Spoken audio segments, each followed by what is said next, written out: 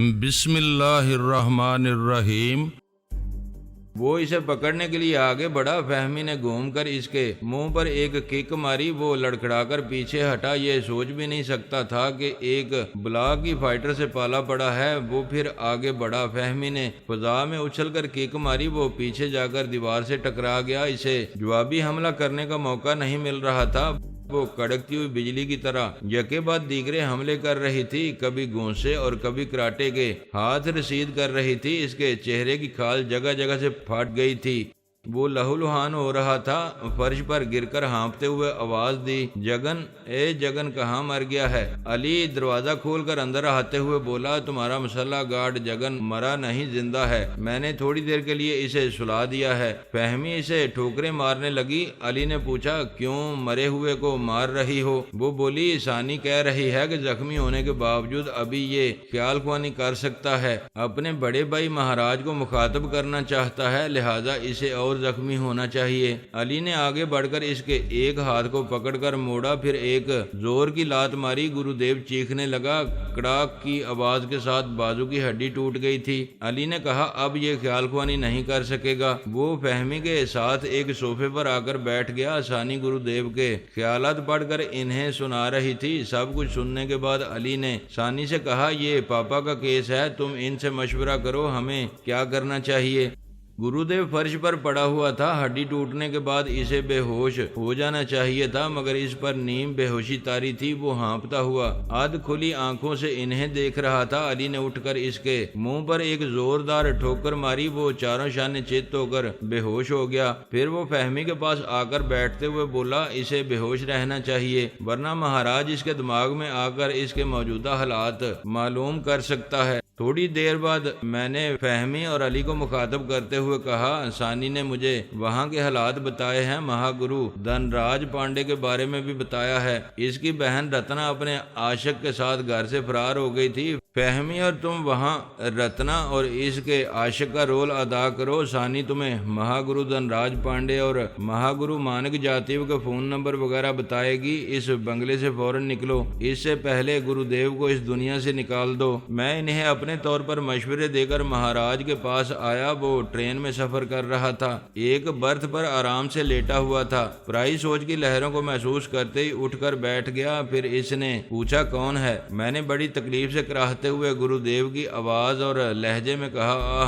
भाई जी महाराज, आपको आखिरी प्रणाम। मैं इतना कहकर खामोश हो गया। इसने फौरन ही ख्याल ख्वानी की परवाज की। गुरुदेव के दिमाग में पहुंचना चाहा, लेकिन नाकामी हुई। इसे अपने भाई का दिमाग नहीं मिला। इसने दूसरी बार कोशिश की। इसकी सोच की लहरें भटक कर वापस आ गईं। वो तड़प कर बोला, धर्मराज तुम कहाँ हो? मेरी सोच की लहरों को तुम्हारा दिमाग नहीं मिल रहा है। मैंने कहा, भाई जी महाराज, इतना तो अकल से सोचें। मरने वाले का दिमाग तारीक और बेहिस हो जाता है। वहाँ किसी भी सोच की लहर को जगह नहीं मिलती है। महाराज मैं मर चुका हूँ। ये क्या मजाक है? मर गए हो तो मेरे अंदर कैसे बोल रहे हो? मेरी आत्मा बोल रही है भाई महाराज। वो बर्थ पर बैठा बेचैनी से पहलू बदल रहा था। इसने फिर एक बार ख्याल ख्वानी के जरिए भाई के दिमाग को तलाश करने की कोशिश की। फिर कहा, वो मर चुका है, वो अब इस दुनिया में नहीं है। तुम कोई दूसरे हो।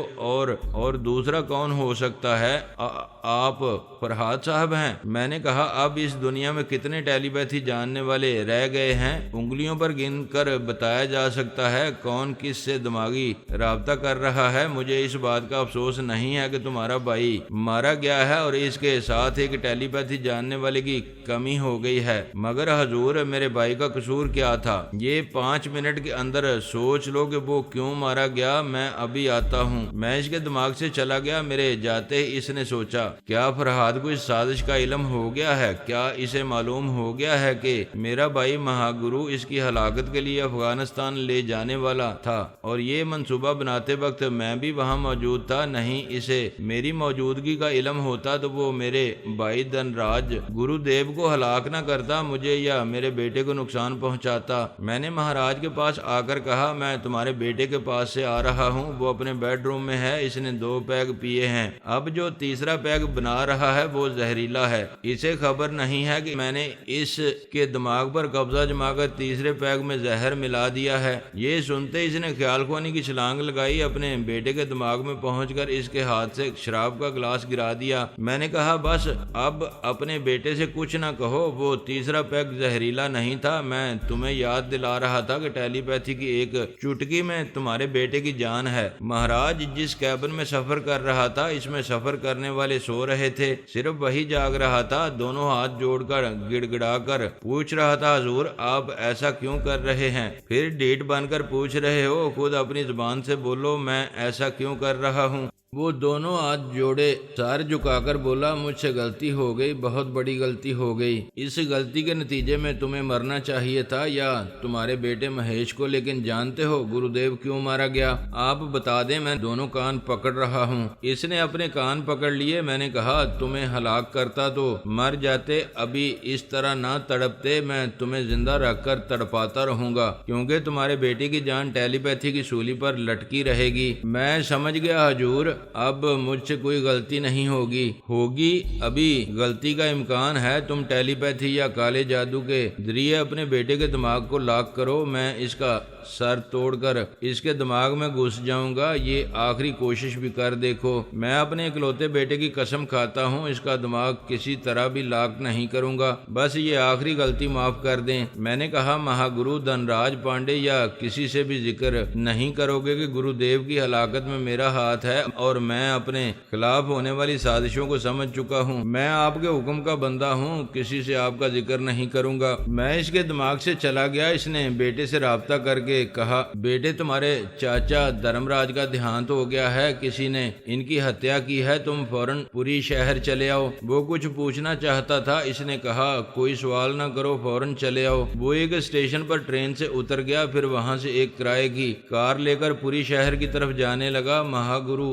धनराज पांडे की कोठी में जश्न मनाया जा रहा था। गैर मुल्की नुमाइंदे, प्रेस रिपोर्टर्स और फोटोग्राफर्स वगैरह भी मौजूद थे। वहाँ योगा वगैरह के जितने इदारे थे, इन सब के गुरु और महागुरु को भी दावत दी गई थी। महागुरु मानक जाति भी रस्म निभाने के लिए वहां आ गया था। एन इस वक्त पुलिस का आला अफसर चंद सिपाहियों के साथ आया। महागुरु धनराज पांडे ने अपनी जगह से उठकर मुसाफा करते हुए कहा, आप अपना ड्यूटी छोड़कर हमरी मच्छल में आए हैं, हम बड़ा भाग्यवान हैं। आला अफसर ने कहा, मैं इस वक्त ड्यूटी पर हूँ, आपको ये बताने आया हूँ कि आपके एक चेले धर्मराज को कत्ल कर दिया गया है। पांडे ने कहा, किस सुसरे ने हमरे चेले की हत्या की है? हम वो का जिंदा नहीं छोड़ेंगे। महागुरु आपकी बहन रत्ना ने इसे कत्ल किया है। का अफसर साहब आप बोल रहे हैं? हमारी बहन रत्ना ई शहर में है, वो सुसरी ऐसी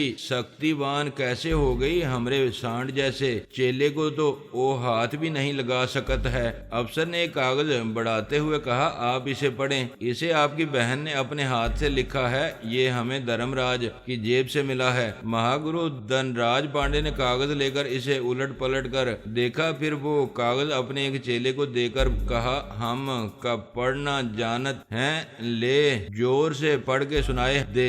इस चेले ने पढ़ा। कागज पर लिखा था, भाई महागुरु की जय हो। मैं जानती हूँ आप मुझसे और मेरे पति से नफरत करते हैं, हमें कत्ल कर देना चाहते हैं, फिर भी मैं बहन हूँ, आज आपकी बड़ी कामयाबी पर फख्र कर रही हूँ। लेकिन जिन चेलों को आपने मेरी तलाश पर लगाया है, इनमें से धर्मराज नाम के एक चेले ने आज मुझे देख लिया था। मुझे पकड़ने के लिए मुझे हाथ लगाया। कोई महागुरु की बहन को हाथ लगाए, ये तो महागुरु के लिए डूब मरने की बात है। वैसे इन 4 वर्षों में मैंने इतनी शक्ति हासिल की है कि इस हाथ लगाने वाले धर्मराज की अच्छी तरह पिटाई करके इसे हलाक कर दिया है। आइंदा भी कोई मुझे हाथ लगाने की कोशिश करेगा तो वो भी धर्मराज की तरह मारा जाएगा। आपको भी मान लेना चाहिए कि मुझे हाथ लगाने का हक सिर्फ मेरे शोहर को है। अगर आप मेरे शोहर को तस्लीम नहीं करेंगे तो ये एक भाई की बेगैरती होगी। फकत आपकी बहन रत्ना, बहन के शोहर और इस शोहर को ना मानने वाले बेगैरती की बात ऐसी थी कि महागुरु पांडे बड़ी महफिल में झींप गया। वो इस खत को लेकर फाड़ डालना चाहता था। आला अफसर ने खत लेकर कहा, ये खत पुलिस की तहवील में रहेगा। लाश को पोस्टमार्टम के लिए अस्पताल ले जाया गया है। हमें यकीन तो नहीं आ रहा है कि एक औरत इतनी ताकतवर हो सकती है। इसने धर्मराज को हलाक करने से पहले बहुत बुरी तरह मारा है। प्लीज आप धर्मराज के रिश्तेदारों को इसके बारे में इतला दे दें। महागुरु पांडे ने मोबाइल फोन के जरिए महाराज से राब्ता किया। महाराज ने कहा, महागुरु मैं आपके पास आ रहा हूँ। मुझे टेलीपैथी के जरिए मालूम हो गया था कि किसी ने मेरे भाई की हत्या की है। आप अपने चेलों से कह दें इसके क्रियाक्रम का बंदोबस्त करें, मैं आ रहा हूँ। इनकी गुफ्तगू के दौरान में दूसरे मुखालिफ महागुरु के मोबाइल फोन का बजर बोलने लगा। महागुरु नानक जातिब ने फोन को ऑन करके कान से लगाकर पूछा, हेलो कौन? दूसरी तरफ से आवाज आई, मैं महागुरु पांडे की बहन रत्ना बोल रही हूँ। मानक जातिब ने हैरानी से पूछा, आप मुझसे बोल रही हैं? यानी कि आप मुझे जानती हैं? जानती हूँ, तुम महागुरु मानक जातिब हो। 6 घंटों तक सांस रोक सकते हो।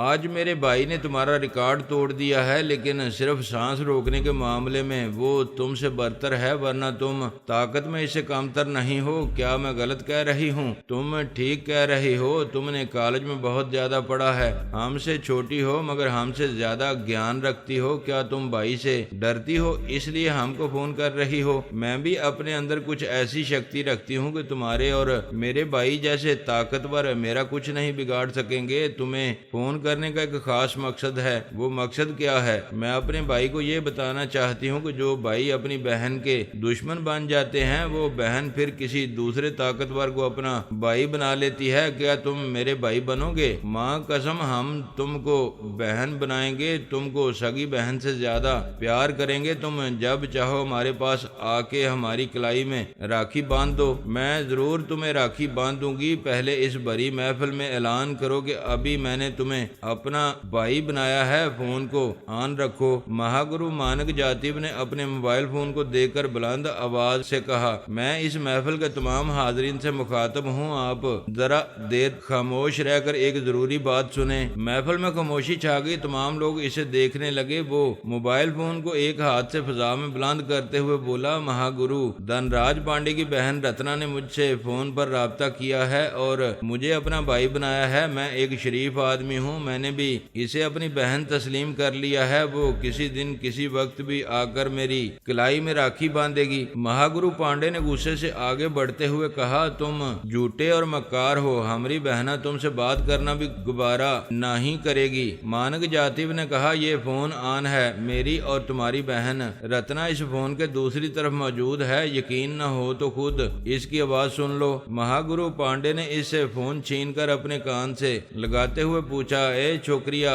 ते कौन है री? भाई महागुरु नमस्ते, मैं आपकी बहन रत्ना बोल रही हूँ। मेरे भाई, आज जिस तरह आपने बहुत बड़ी कामयाबी हासिल की है, इसी तरह आपकी बहन ने 4 वर्षों में इतनी शक्ति हासिल की है कि वो बड़े से बड़े शहजोर का सर तोड़ सकती है। हम तोहरी खोपड़ियाँ तोड़ देंगे। तू हमारी बहना नहीं हो सकती। हमारी बहना बहुत नाजुक और कमजोर थी। आप भी पैदा होने के बाद जवान होने तक कमजोर रहे, फिर रफ्ता रफ्ता ताकत हासिल की है। मैंने भी 4 वर्षों में जैसी शक्ति हासिल की है, इसका मुजाहरा आइंदा करती रहूंगी। आपको जल्द ही यकीन हो जाएगा कि आपकी ये बहन रत्ना कितनी शक्तिवान हो गई है। तू इतनी शक्तिवान है तो हमरे सामने आ। हम अभी तेरे शरीर को गीले कपड़े की माफिक निचोड़ डालेंगे। मानिक जातिब ने गरज कर कहा, महागुरु पांडे, तुम पुलिस के आला अफसर के सामने मेरी बहन को मार डालने की धमकी दे रहे हो। रत्ना